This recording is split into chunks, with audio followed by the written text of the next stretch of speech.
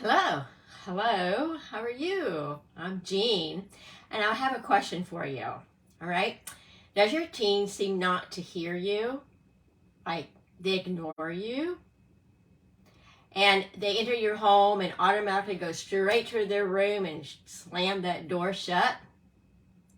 Yep.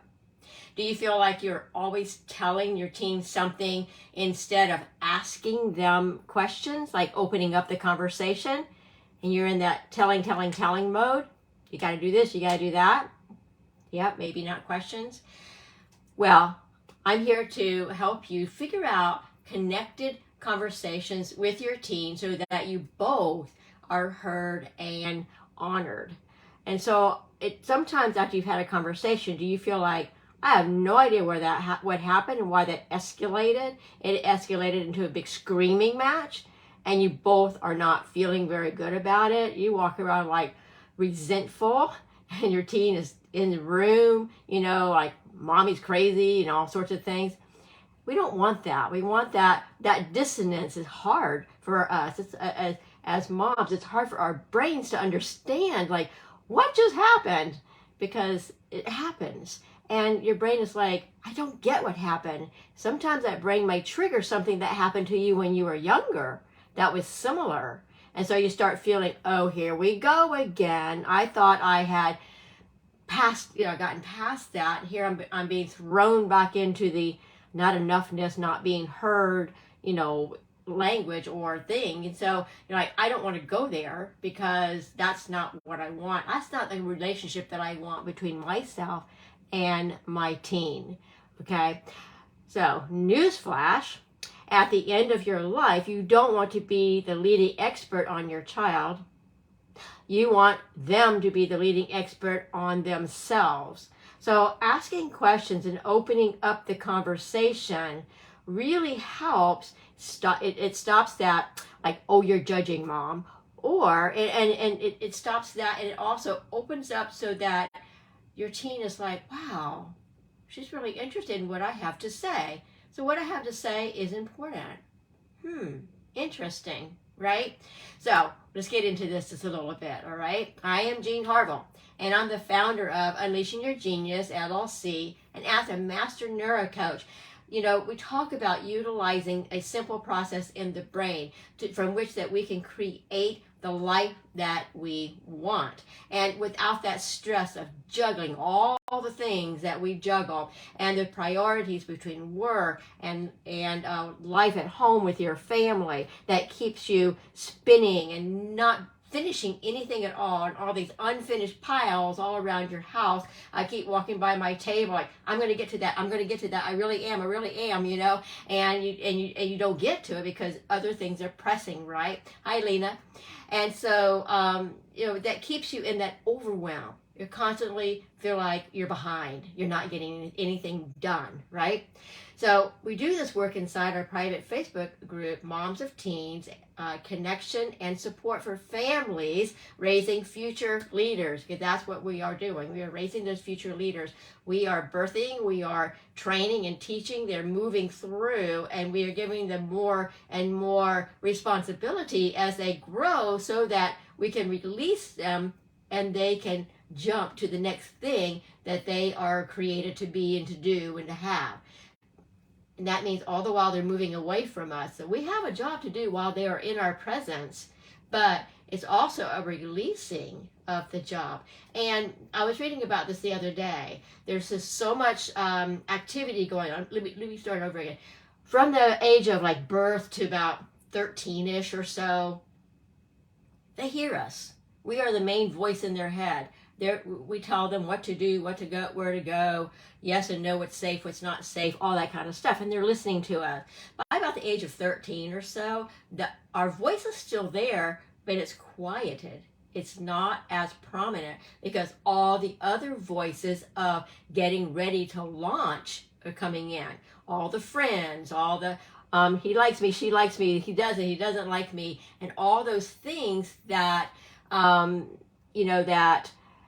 that they are encompassing, even like their teachers, their mentors, a lot of chatter is going on out here. And so your voice is still there, but it's not very loud.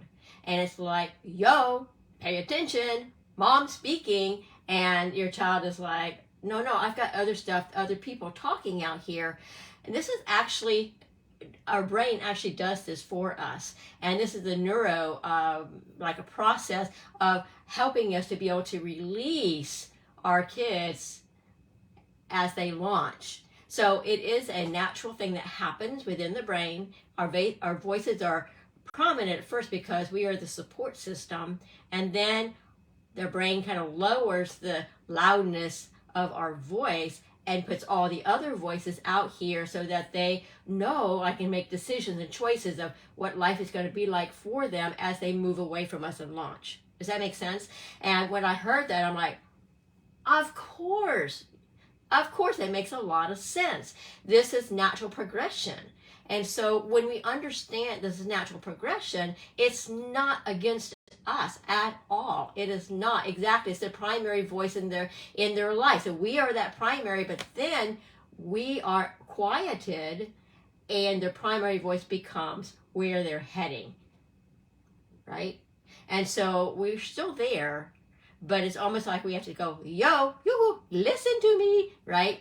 So having connected conversations is what we're going to talk about today, and how we can bring that focus to something that we would like for them to hear, because we're still parenting. We're still there, and we still want them to take that responsibility, whether it's, responsibility around the house, helping with chores, because we know that chores is going to teach them skills that they're going to need to have when they launch into their own apartment or their own house and be able to take care of themselves. And we know all of those basic things as mom, because we grew up, we know the progression of what we went through to get to where we are, and the skills that we needed to have in order to be the effective mom that we are, right?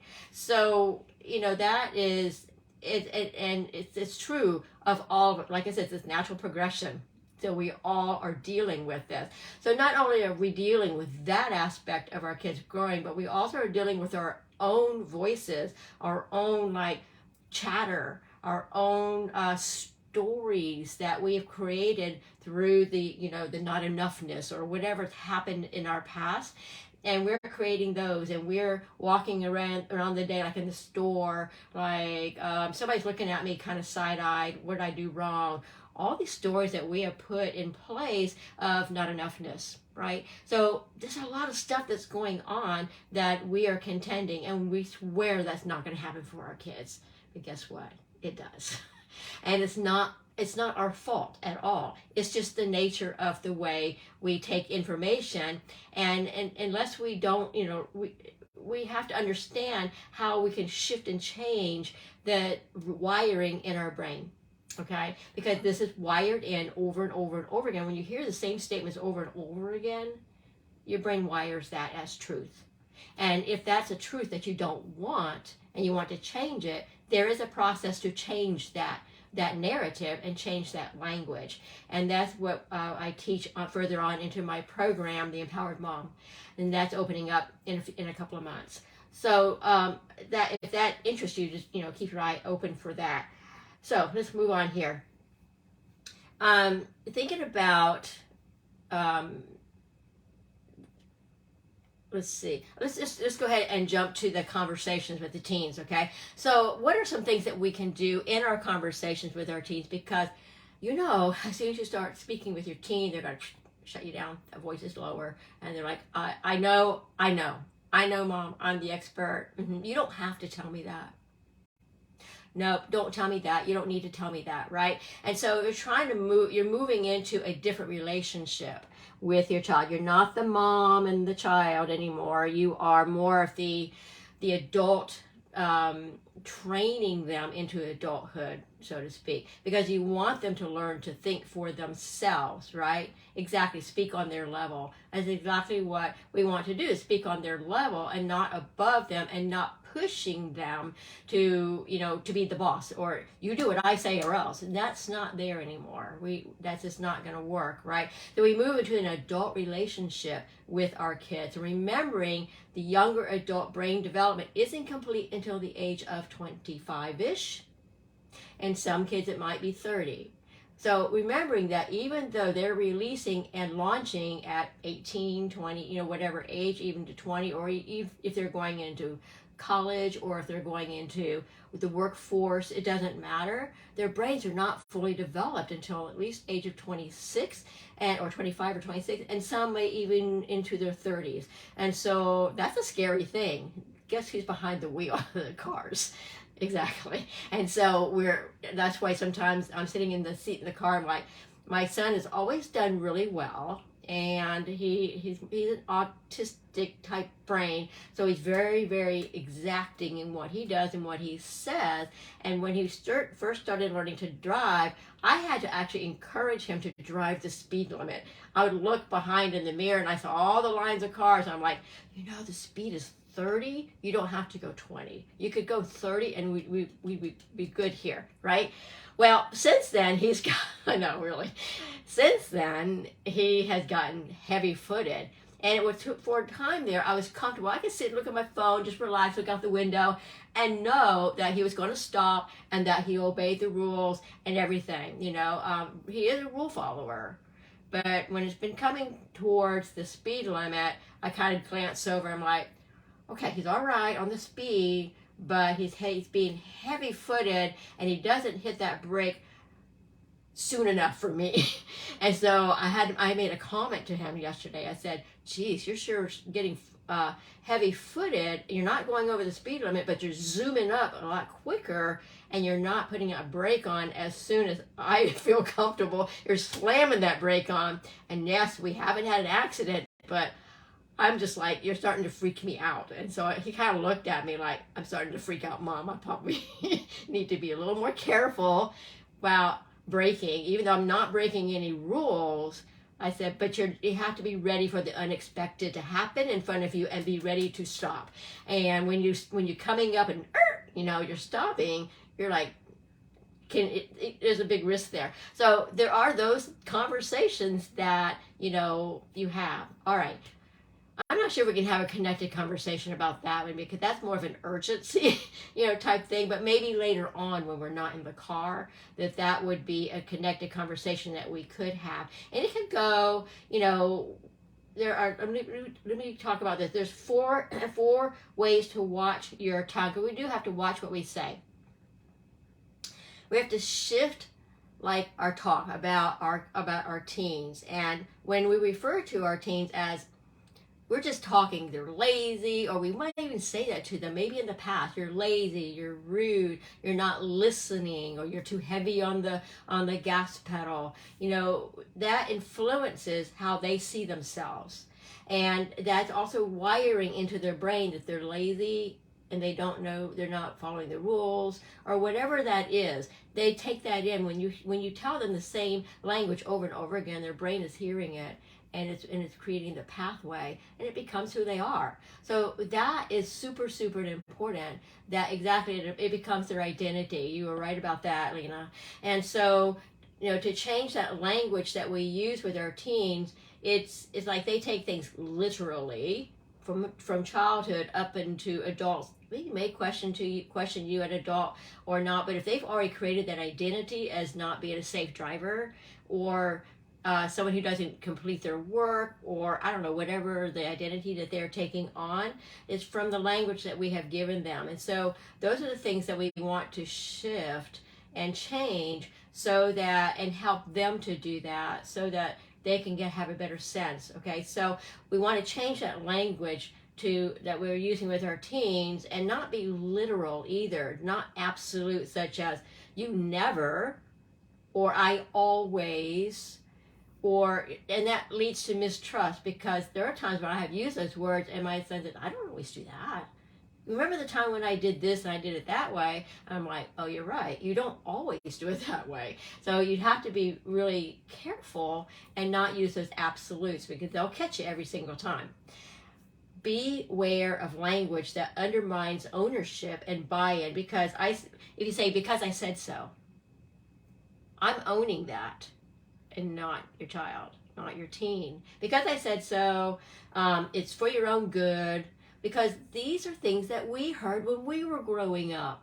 This is generational parenting. This is stuff that we heard, that we wired into our brains, that when mom speaks, we need to do what she says. So, and we have no room. Even I remember just resenting my mom as I was growing older as a teen, like, Mom, don't stop telling me those things. I was resenting her, thinking that she was controlling me, when what she was doing was being my mom and being protective.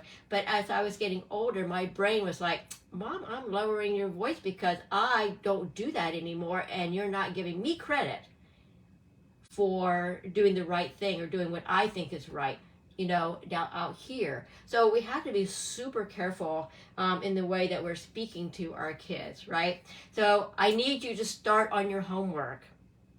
So whose agenda is it when you say, I need you to start on your homework? What do we have for homework tonight? Well, whose homework is it, right?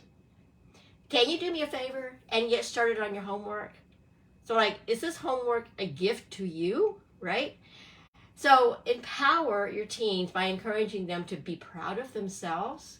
And instead of telling them how proud you are, help them to feel good for themselves, right? You can ask them questions like, sorry, I had a notification up there at the top. So asking questions, open-ended questions, are a great way for inviting and opening up a conversation. It's like a welcoming from one person to another. Okay, for example, questions that you could ask to let your teen know that you're listening and you're interested in what they have to say, and that you value what they say. Because connected conversations and collaborative conversations where you both are heard and both are honored and both are valued for your views, that's the adult way of having a conversation, right? And so we're training that so that when they are at that adult level, they are also listening to other adults and not just jumping in and saying, oh no, that's not true, that's not what I think, and now they've shut that conversation down by not listening to the viewpoint of the other person, right? Okay, so some questions might be, if they're in the middle of telling you something, you might say, how interesting, tell me more about that. It's open-ended, you're not making a judgment, a way to, sorry about that. To continue on, that you're interested and they're continuing. Okay, another one might be, what made you think of that way? What made you think about that? And let them tell you. How did that make you feel? That's an easy one there. How did that make you feel? And let them vent. Let them tell you. Let them, how did those words help make you feel? Do you believe that? Do you believe it? Yes or no? And help me understand why you decided that. What did you do about that? Okay? Imagine if you did know. You know how our teens will say, I don't know. I don't know. Imagine you did know. What steps would you take? Because now you've jumped over the I don't know wall into, well, what steps would you take if you did know? And that just, it stumps them every single time. It baffles them, like, well, and then they're able, it like frees and releases them to start thinking about what steps that could be taken, maybe not by them, but maybe somebody else. So it takes the ownership off of them, of the pressure, and now they see the problem and they can start talking about steps that could be made. And then it's like, oh, I could do that. Right, exactly, right? What are you saying to yourself when you think about doing whatever they're talking about? What do you say? What are you telling your story? What's the story you're telling yourself, right? And what do you mean when you say whatever statement that they made? What do you mean by that? How did that impact you? They may or may not know the word impact, but that could be, you could explain that. Why is that important to you? Whatever it is that we were talking about, why is it important to you? And what is it keeping you from? What if they want to do something and you're like, what is that keeping you from? Well, it's keeping me from being able to do this. whatever. It gives them a sense of comparing this or that. Which one's going to get me to my goal? Which one's going to help me get my homework done? Which one's going to help me, find the job that I want or the university I want to go to? And what is it not allowing you to have? Suppose you did know why. What would it look like? What would it look like? And what possibilities open up for you?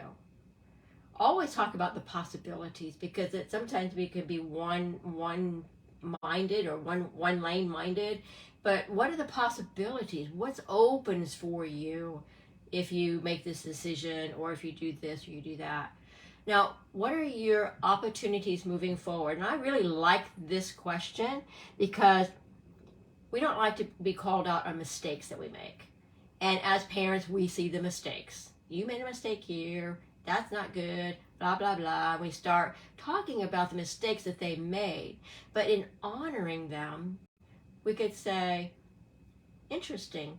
What are your opportunities moving forward? And those opportunities are to make the corrected, something that's different. They had an outcome, and it wasn't exactly the outcome that they wanted or were going for. So what are your opportunities to get the outcome that you do want? So you're not necessarily calling out the mistake or that they were wrong. You're just saying, so what are your opportunities moving forward? How can you make, and that's basically what you're saying. How can you make this right, or make this fit what you were going towards? Because we all make mistakes, right? So what are your opportunities moving forward? I like that one a lot. All right. So leave a comment. In the video in below on Facebook. If you're watching this on YouTube, leave a comment. Like, what's hitting you? What is it that you are finding important, or think you would like to try? What are some of those questions that you'd like to try with your own in your own conversations, adult conversations with your teens, right? And if you're watching this on YouTube, because I do put these up on YouTube, click the red bell to subscribe to my channel, so you'll see every time I upload the next video. You can even make a comment on that as well. So I'm going to let you go, and I'll see you later, okay? Next Monday. Right. Bye-bye.